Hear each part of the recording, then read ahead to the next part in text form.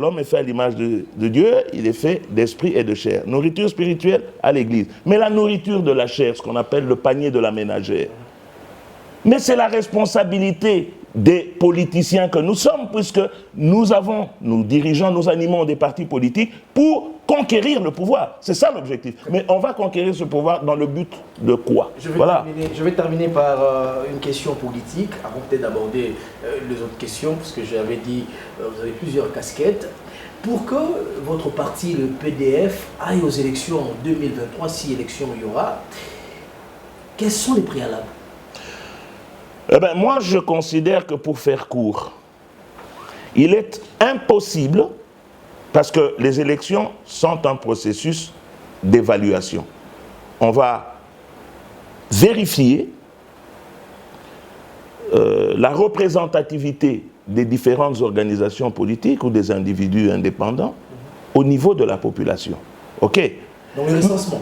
Mais bien entendu, il faut le recensement. Il faut le recensement d'une part, et il faut que chaque citoyen dispose de sa carte d'identité. Les mots contiennent ce qu'ils doivent dire.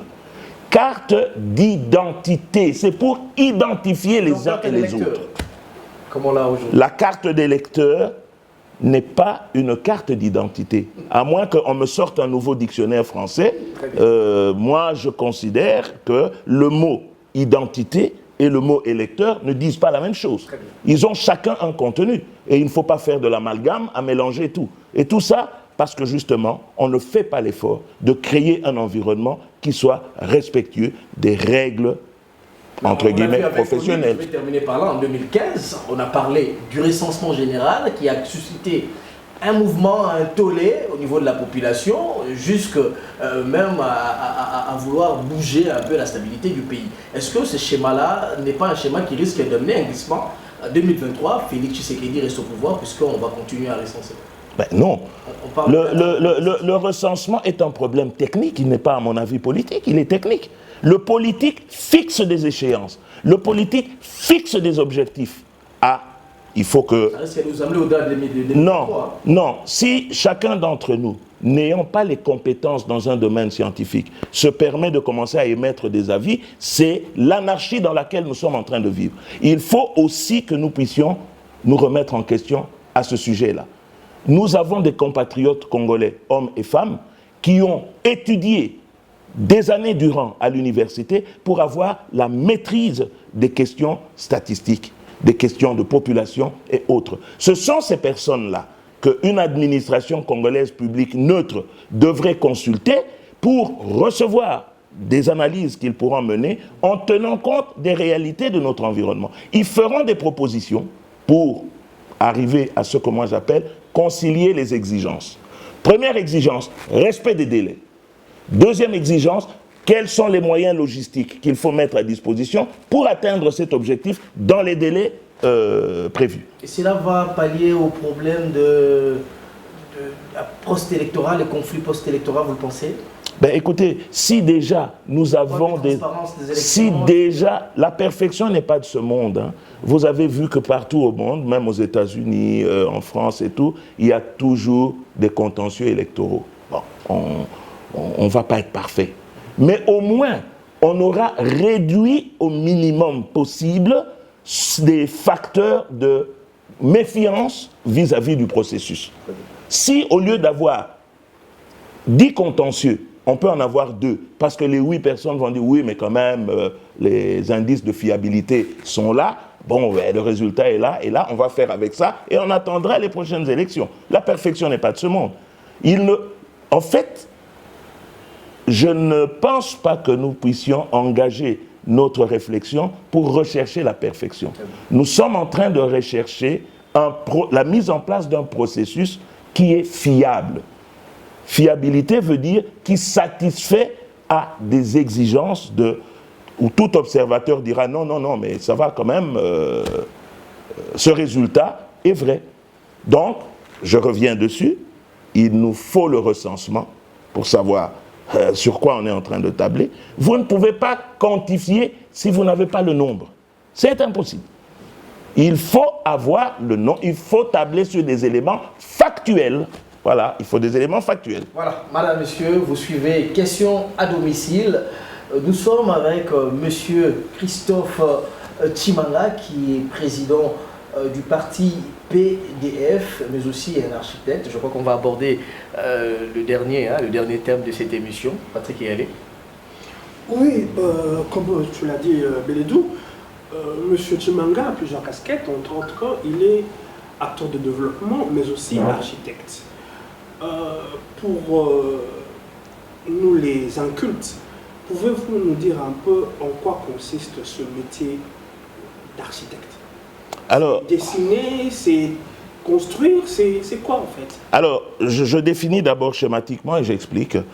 L'architecture, qui est une discipline complémentaire avec l'urbanisme, vous ne pouvez pas faire l'un sans l'autre et vice-versa.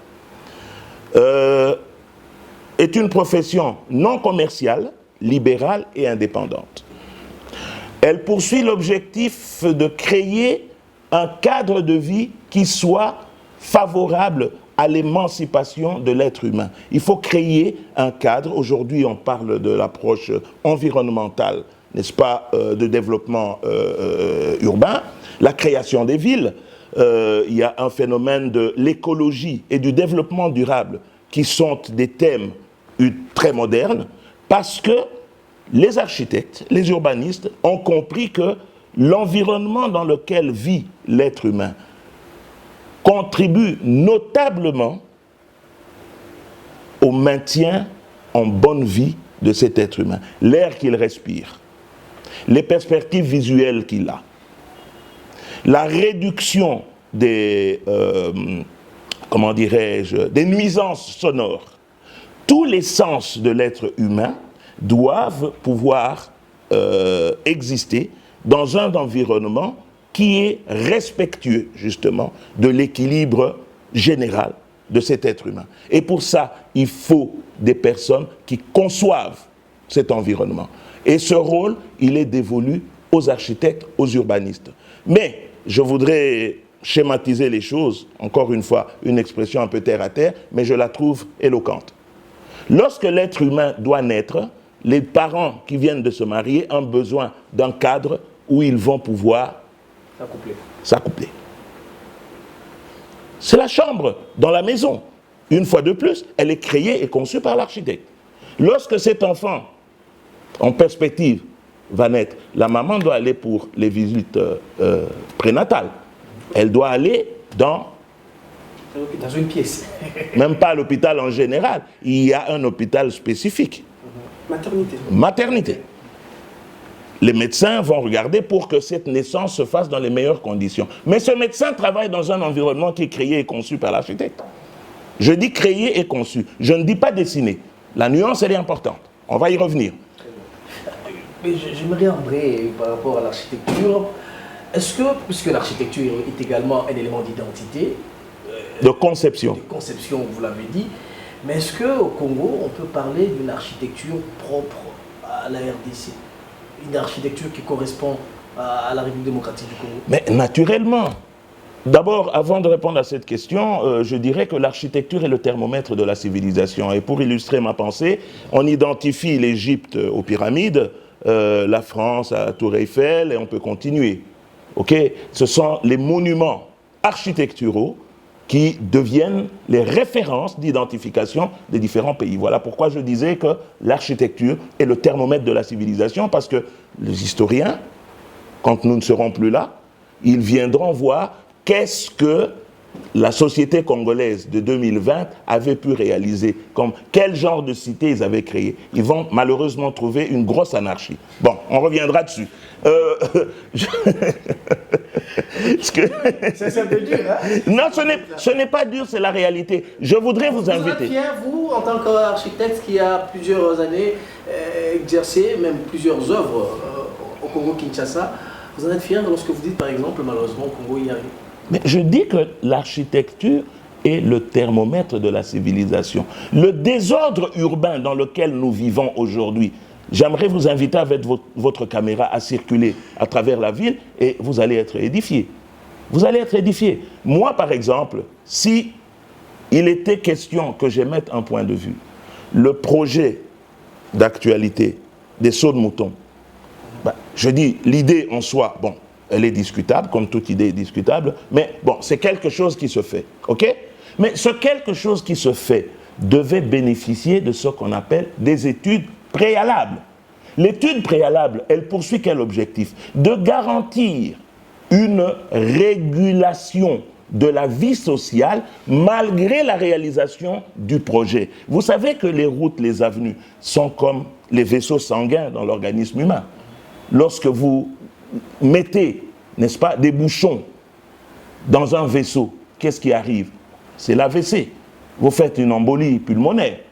Eh bien, les routes, les avenues sont comme des vaisseaux dans un pays. Alors, quand vous réalisez un projet, mais on aurait pu, par exemple, je prends celui qui part, le boulevard qui part de l'échangeur de Limete jusqu'à Kingasani ou Massina, je crois, quartier 1. Oui, il y en a 3.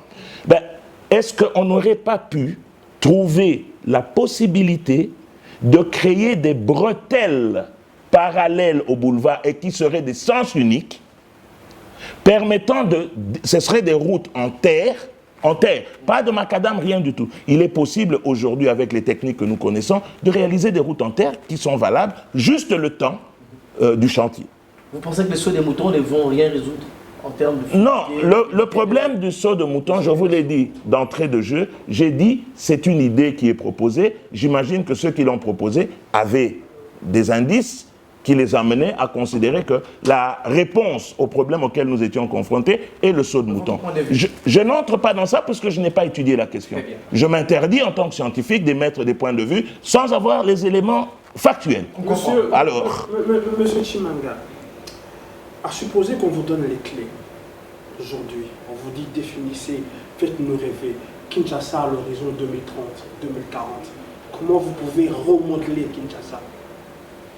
Alors, comme on voit à Paris, horizon 2080, aujourd'hui on vous donne les clés, on nous dit faites-nous rêver, construisez-nous un autre Kinshasa. Eh bien, je vais vous dire, comme je l'ai dit tout à l'heure, que les magiciens, je ne pense pas à la magie pour développer un pays. Par contre, je crois fermement en l'efficacité de la synergie, en l'efficacité de l'action commune. Moi, en tant que... Je parlais de construire Kinshasa architecturalement. Mais je suis effectivement sur l'approche de l'étude du développement de Kinshasa. Moi, je dirais Kinshasa 2050, par exemple. Eh bien, je commencerai par réunir mes compatriotes qui sont, je vous l'ai dit tout à l'heure, chaque fois qu'il se pose des problèmes dans notre pays, il faut laisser les experts s'exprimer. Le drame dans notre pays, c'est que chaque fois qu'il y a des problèmes qui se posent au niveau de la nation, tous les semi-lettrés et aventuriers de tous bords viennent commencer à émettre des points de vue. Le point de vue des véritables experts n'est plus pris en considération parce qu'il est perdu dans un nuage de considérations tout à fait spéculatives qui n'ont aucun intérêt. Et ça, c'est la responsabilité de l'administration publique, une administration neutre. Voilà pourquoi je parlais d'administration qui est à un pays ce que le cœur est à l'organisme humain. Moi, je commencerai, pour répondre à votre question qui est importante, je commencerai par réunir les architectes et les urbanistes de ce pays dans le cadre de commissions techniques qui vont analyser sous la supervision du ministère de l'Urbanisme et Habitat, du ministère des Travaux Publics, superviser des études préalables pour donner les orientations, dresser un cahier de charges. Il y a déjà un travail qui a été fait à ce sujet, mais l'objectif n'était pas celui-là.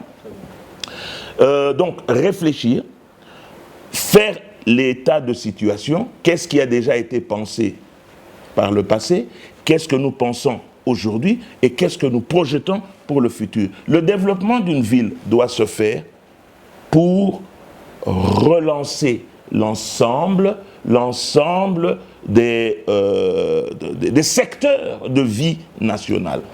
Et un programme de ce genre, il faut en même temps que l'architecte va concevoir, en même temps suggérer des pistes qui feront que les premiers projets vont avoir des effets d'entraînement pour la réalisation des projets futurs. Et dès lors, il y a ce qu'on appelle une synchronisation de l'action qui ne peut donner que des dividendes. Et le pays peut à ce moment-là commencer à espérer décoller et être compétitif en ce 21e siècle. Je tiens à signaler à l'intention des aimables téléspectateurs qui nous suivent que vous êtes le concepteur de l'immeuble en face de Cohydro et de l'immeuble en face de Pullman. Des immeubles qu'on peut considérer comme des monuments architecturaux. Pouvez-vous un peu nous dire en quelques mots l'historique de ces deux bâtiments? Alors, je dois faire court pour gérer le temps, parce qu'il y a beaucoup à dire, hein, mais allez, je vais tenter d'aller à l'essentiel. Voilà. Donc, parlons d'abord du bâtiment en face du Grand Hôtel. Eh bien là, j'ai eu à faire ce qu'on appelle de la chirurgie architecturale. Vous nous avez parlé en ordre, j'ai failli tomber à la ramasse. Chirurgie, c'est vrai ou bien c'est un terme que vous sortez de nulle part? Chirurgie architecturale. Je suis sérieux. Lorsque vous avez connu un accident de circulation, vous avez votre squelette qui a été touché ou abîmé, un os qui a été abîmé, mais vous passez pour une chirurgie. Le médecin va poser son diagnostic, il va faire des radiographies, il va identifier l'étendue, n'est-ce pas, de la catastrophe, appelons ça comme ça, des dégâts, voilà, pour pouvoir prévoir la méthode qui permettra de vous remettre en parfait état. Okay. Vous êtes à Kinshasa, vous avez vu que ce bâtiment était, on l'appelait Titanic. Je me souviens. Voilà, il était mal conçu du point de vue du fonctionnement intérieur. Il était instable parce qu'une ossature ne répondant pas aux impératifs de résistance des matériaux. Et c'est dedans qu'il y avait des personnes qui allaient squatter dedans. Des personnes squattaient dans cet immeuble. Le maître d'ouvrage de cet immeuble, mon client en tant qu'architecte, sur mes conseils, a racheté ce bâtiment. Pourquoi j'ai conseillé? Parce que l'endroit, pour moi, était un endroit stratégique dans la ville. On ne pouvait pas laisser, passez-moi l'expression, une telle pourriture en plein centre-ville, à la Gombe, en face de Pullman. En face de Pullman, et le long du fleuve. Dans une partie, passez-moi aussi l'expression, aristocratique. Le boulevard Tchatchi est un boulevard qui a son standing. Il a son standing et il a toute une histoire liée, n'est-ce pas, au processus évolutif de notre pays depuis l'époque coloniale, l'indépendance et tout. Donc, cette avenue a une importance historique.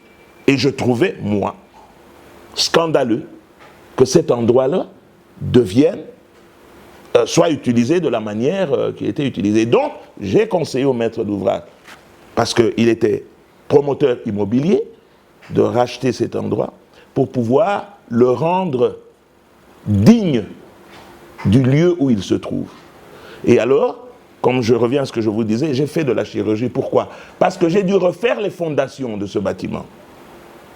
J'ai dû refaire les colonnes, toute l'ossature, pour conférer, n'est-ce pas, à ce bâtiment les caractéristiques nécessaires pour qu'il soit un bâtiment moderne, répondant aux critères internationaux de fonctionnement d'un bâtiment de bureau. Alors, qu'est-ce que j'avais fait? Puisque je n'avais obtenu aucune indication en rapport avec les travaux qui ont été faits, à part le diagnostic que je faisais moi-même de visu, j'ai aussi, comment dirais-je, appliqué ce que je venais de vous dire tout à l'heure, constitué une équipe d'experts. J'étais l'architecte auteur du projet, mais je ne pense pas que j'aurais réalisé et finaliser ce dossier si je n'avais pas eu recours à des collègues, ingénieurs civils de construction des bâtiments, ingénieurs qui ont une compétence tout à fait attitrée quant aux problèmes de résistance de matériaux.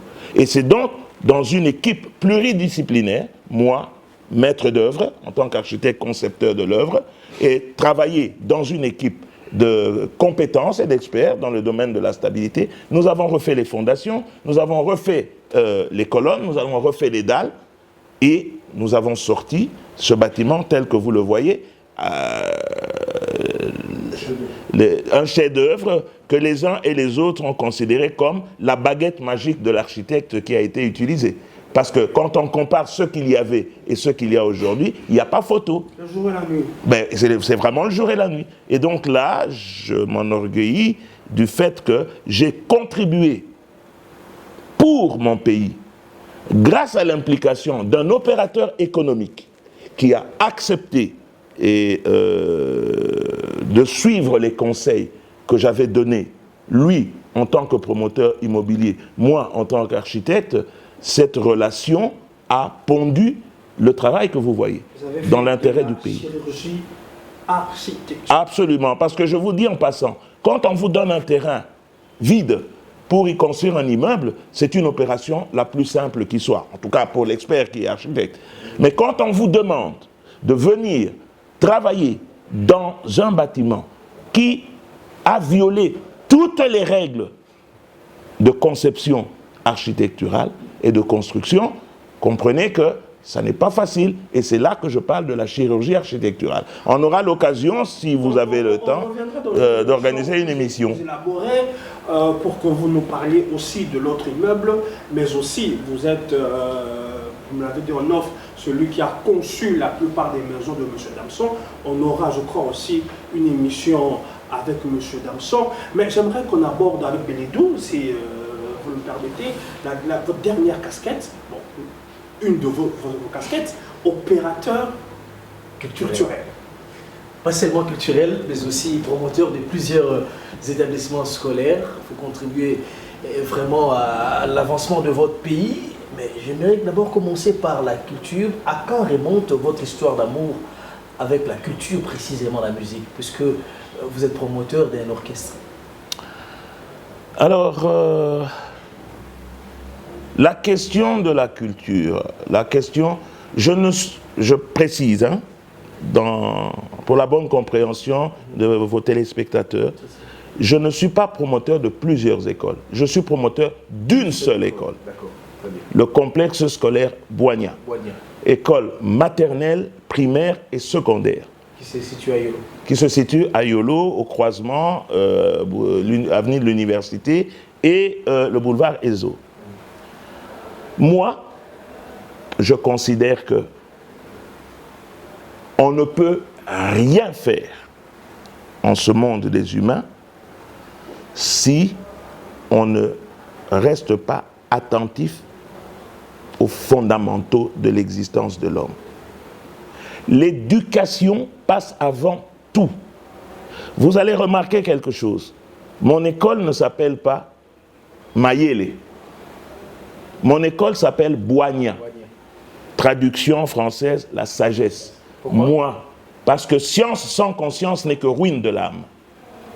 Voilà pourquoi je considère que l'éducation que nous devons prôner est une éducation qui fait l'homme et la femme équilibrés, où on fait triompher les vertus existentielles, l'amour du prochain, le savoir-vivre, le savoir-être, le respect de soi et d'autrui, dans une société où nous allons marcher la main, dans la solidarité bien comprise, et en favorisant le travail, parce que c'est le travail qui ennoblit l'homme. C'est le travail qui ennoblit l'homme. Il faut que les uns et les autres nous comprenions que le développement de notre pays, ça ne va pas être le discours politique uniquement. C'est vrai que le discours doit, mobiliser. Mais ce discours, c'est pour ça que je disais, les opérateurs politiques que nous sommes devons un petit peu réduire la pédagogie du verbe pour nous engager dans la pédagogie du bon exemple. Et j'utilise le terme pédagogie pour répondre à la question que vous m'avez posée, je dis que en tant que promoteur d'école, je fais une pédagogie à échelle réduite, puisque c'est un nom. Mais en tant qu'opérateur politique, je fais une pédagogie à large échelle. Depuis que je suis en train d'échanger avec vous, je suis en train de m'époumoner pour diffuser à travers votre télévision, votre média, merci, des concepts que je considère être importants pour qu'ensemble, avec la communauté congolaise, nous puissions les privilégier et pour pouvoir atteindre le développement, le progrès que nous souhaitons le plus rapidement possible. Lorsque je parle de l'état d'esprit des uns et des autres, mais pour façonner le mental, il n'y a pas d'autre piste que l'éducation. Je regrette le fait que quand je regarde les budgets qui sont alloués par nos différents parlements qui se sont succédés, le budget qui est alloué à l'éducation, pour moi, n'est pas à la hauteur des enjeux d'un pays comme le nôtre. La gratuité de l'enseignement. Ben, moi, je vais vous dire que c'est bien ce qui a été fait, mais moi, maintenant, du point de vue conviction personnelle, je considère que le culte de la gratuité est anti-développement. C'est-à-dire ? Parce que quand vous avez une communauté dans laquelle on distribue les services, cette communauté ne peut pas avancer. Pour qu'une communauté avance, il faut relancer la production. Il faut que le commerce tourne. Pour que le commerce tourne, il faut payer tous les fonctionnaires dans les délais requis, que ces fonctionnaires aillent acheter des vivres pour manger, pour s'habiller, pour ceci, pour cela, et que l'argent puisse tourner. C'est comme ça que nous pouvons développer notre pays. Et dans la mentalité congolaise, il ne faut pas qu'on puisse inculquer dans la tête des enfants, des populations, qu'ils peuvent bénéficier des services au travers de la gratuité. On aurait pu trouver un autre terme qui serait beaucoup plus approprié, qui ne portait pas préjudice à la nécessité de favoriser l'esprit de compétitivité, l'esprit de combat. Être combattant, c'est combattre pour faire triompher les idéaux nobles. Être combattant, c'est s'investir dans le travail, un travail rémunéré, rémunéré par l'environnement dans lequel nous vivons. La régulation des différents secteurs de la vie, c'est la responsabilité du gouvernement. Il n'y a que lui qui peut répondre à cette préoccupation-là. C'est son devoir. Moi, en tant que citoyen, je revendique ce que de droit. Et c'est au gouvernement de réguler l'ensemble de ces paramètres pour qu'il y ait de l'harmonie. Très bien. Voilà. On va terminer sur un fond, je crois, détendu. On va parler culture. Promoteur d'un orchestre. Je crois que je l'ai dit à l'entame de l'émission, Choc Ido. Voilà. De Yolo Dallas. Apparemment, l'histoire.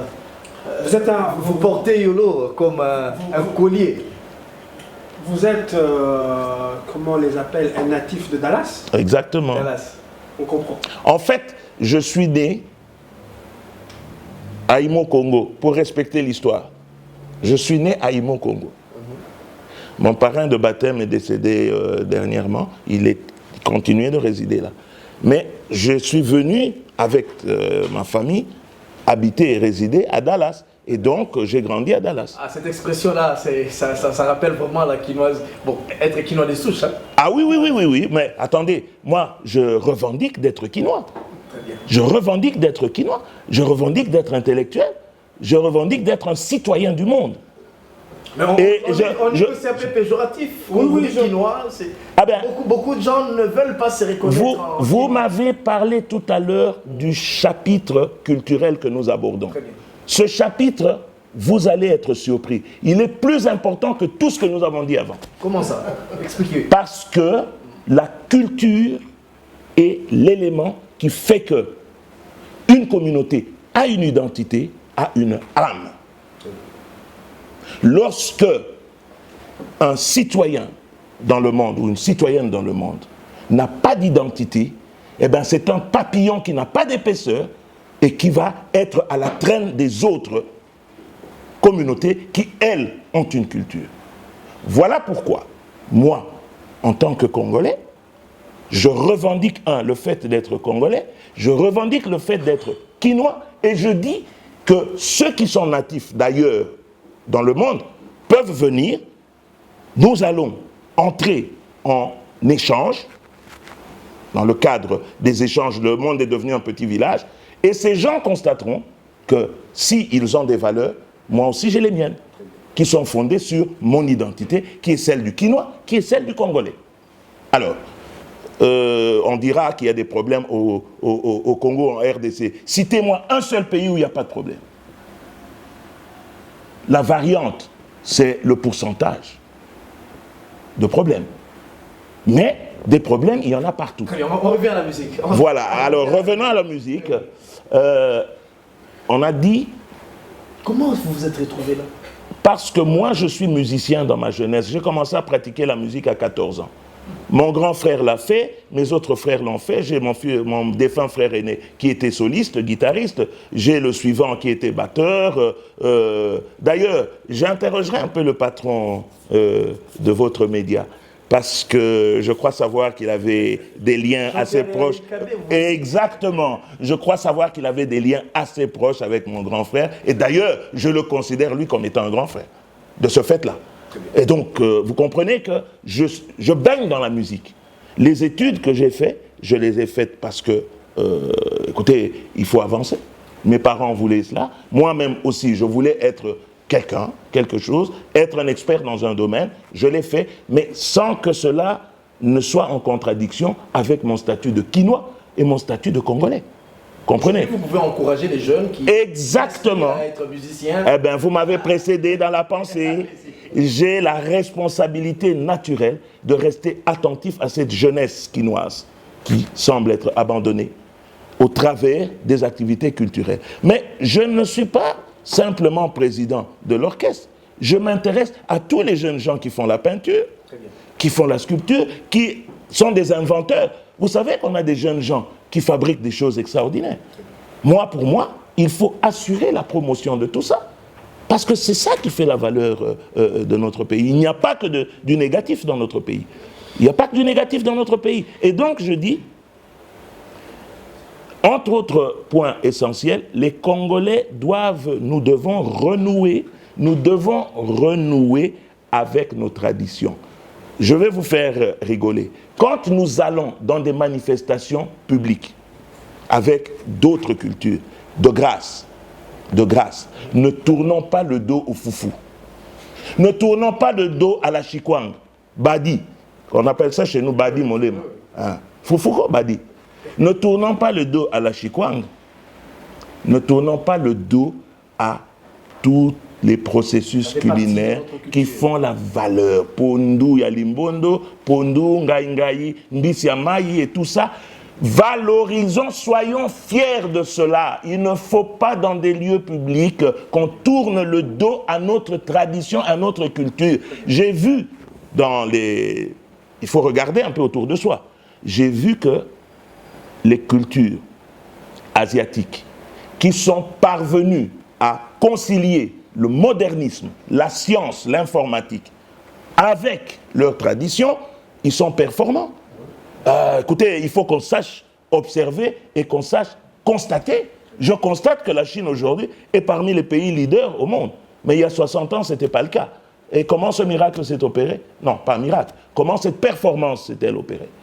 Eh bien, voilà pourquoi je dis, soyons en harmonie avec notre culture. Dans ce qu'elle a de positif, dans nos traditions, dans nos langues. Eh bien, il faut véritablement être fier de tout cela. Moi, quand je parle le lingala, je fais un effort pour que ce soit un lingala châtié. C'est-à-dire un lingala qui respecte les règles de la grammaire, vocabulaire et ainsi de suite. Ezali masolo yamboka na biso. Soki tolingo solo la masolo akati. Mon paya yo kate. Faut solo la monoko mboka. Ah, il faut le savoir. Voilà, madame, messieurs. Lentement mais sûrement, nous entamons la fin de cette émission. Je vais passer la parole à Patrick Ayélé, mais je rappelle que nous avons reçu, ou nous avons sur ce plateau, le président du parti politique PDF, Parti démocratique fédéraliste. Il est aussi architecte, mais aussi opérateur culturel. Patrick Ayélé, je crois qu'on va terminer cette émission. Dernière question. Non. Monsieur Chimanga, Criso pour les intimes. Tout à fait.